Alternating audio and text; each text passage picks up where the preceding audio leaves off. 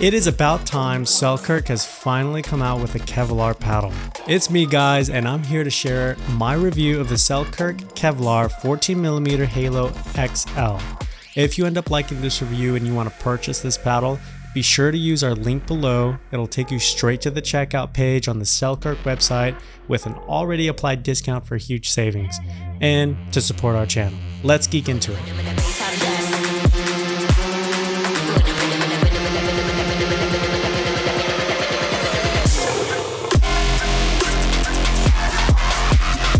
This is a 14mm elongated Halo XL with a Kevlar surface. Once again, another beautiful elongated paddle like the Racket and the 6-0 elongated double black diamond we recently covered. Check those out as well, by the way. The paddle has reach, power, and a crazy amount of spin. I was receiving compliments from guys playing with the Gen 3 Yola TA15 about how crazy the spin was coming off the paddle.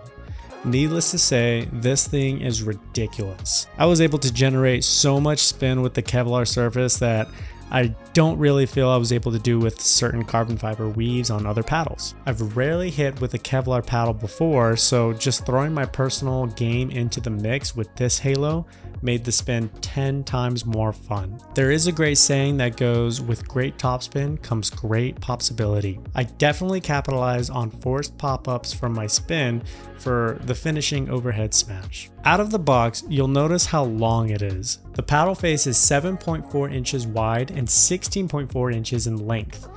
The handle is 5.7 inches in length with a standard circumference of 4.25 inches. This gives me a ton of room for both hands for the old Tui and enough room to stretch out and reach any balls that are trying to get past me. When I first started drilling with this paddle, the first thing I noticed was the sweet spot is very small.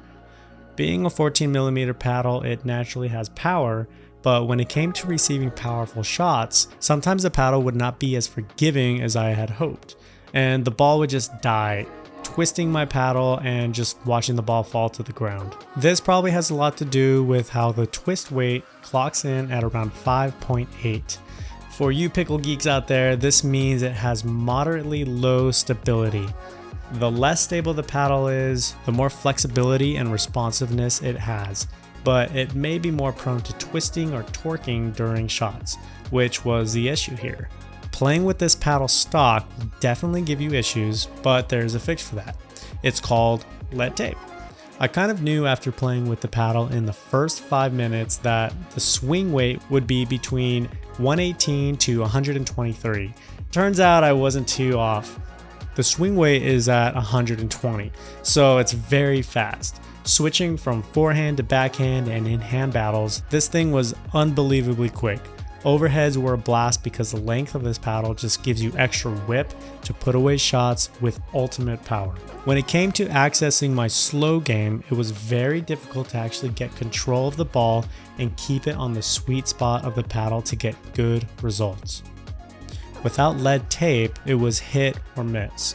Again, I made a lot of mistakes and errors with such a small sweet spot because the paddle is not very forgiving. Once I opened up the sweet spot with some lead tape on the sides, this paddle felt like butter. I had more than enough room to keep consistent, and I noticed that my dinks off the bat were a little more aggressive with the paddle. Maybe because the Kevlar surface was keeping raw spin on the ball at all times. I don't think I hit a flat ball the entire time I was hitting with this thing because contact just created rotation. Staying aggressive with this is not an issue at all. This definitely does have the right amount of power. Being elongated, you can guess why.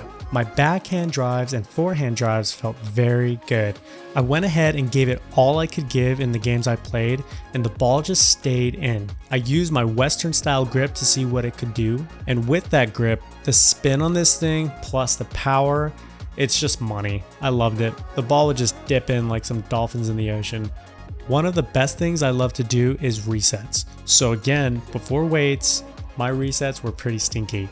The ball would just die off the paddle and it was pretty disappointing. Needless to say, not a ton of pop off the bat. For me, as a control player, I'm okay with that. Too much pop and I'm in trouble. So regardless, I still needed a bit just to get my game right with the paddle. After weight, bingo. My natural way of playing just kicked in, and with a little bit of dialing it in and figuring out the paddle, I started to have fun again. The pop was perfect for me with the added weight and not extremely explosive. Felt much softer, and as a control player, I loved getting a reset right at the feet of my enemies. Well, friends. Enemies in the game. Dinking, I really had to soften up my touch to avoid putting the ball up too high. Going into autopilot is key. Speed ups were really fun, mainly because this paddle is so light I could get good results from flicking and countering and finishing the job. The paddle makes my counters and any fast hands at the kitchen line look good. Because the surface is so spinny, you do have to get fancy with your resets and utilize spin correctly, depending on what your opponent is hitting you. Learn more about that from INF-BRIONES and his masterclass channel. Overall, the paddle looks cool and feels cool, but when you swing it around and inspect the paddle, hit a couple balls, and you'll notice that it kind of feels light inside. Almost like it's a regular 14mm model and they just slapped Kevlar on top for the surface. I believe there's a huge potential right now for this model if they added a little bit more ingredients on the inside of the paddle. Maybe more foam injection or glue. When I play with it, I just feel like it's not going to last as long as the other models that they came out with. So overall, with a few minor changes on the interior of this paddle, I think it has potential to be a pro model paddle. So for you, get a little creative with the weight you distribute on the paddle so you can open up the sweet spot and add a tad bit more power for a little extra give. If you are going to dabble with Kevlar, this is a great entry point for you to see if you want to go down this road. The surface should last, but I'm just not sure about the integrity of the interior. For my recommendations on what type of player should use this paddle, everyday rec players, if you just want to beat up on your buddies with a little extra deception on spin, you'll have a blast playing with this. You're going to be able to hit hard hitting shots and keep the ball in the back baseline. Transitioning tennis hitters, you'll love this for sure, as well as the higher level players who love to bang and get some shake and bakes going and finish on the third shot drive. Control players, it'll take some time to get used to, but if you're transitioning to attacking and playing more aggressively like I am, give this a shot. The power is fun and it's not too much, so you'll be able to handle it and keep control like your regular game. Beginners, important message for you. Whatever paddle you guys invest in, take time to learn that specific model. Whether it be a 16mm or a 14mm, learn how it works so you can learn the game properly. They both hit different. This 14mm might be a little too much for you guys. Too much weight customization, too much to dial in and figure out. I would just stick to a 16mm in the beginning of your journey just to get the game down and learn it properly. Intermediate and advanced players, you'll enjoy it. Just note that this paddle is an open canvas, meaning you'll have to customize it to get it attuned to your preferred style of play. For $150, you can grab this off the Selkirk website. With our link below, you'll be directed to the Selkirk checkout and a discount will automatically be applied to your purchase. Guys, thanks for listening. See you on the courts.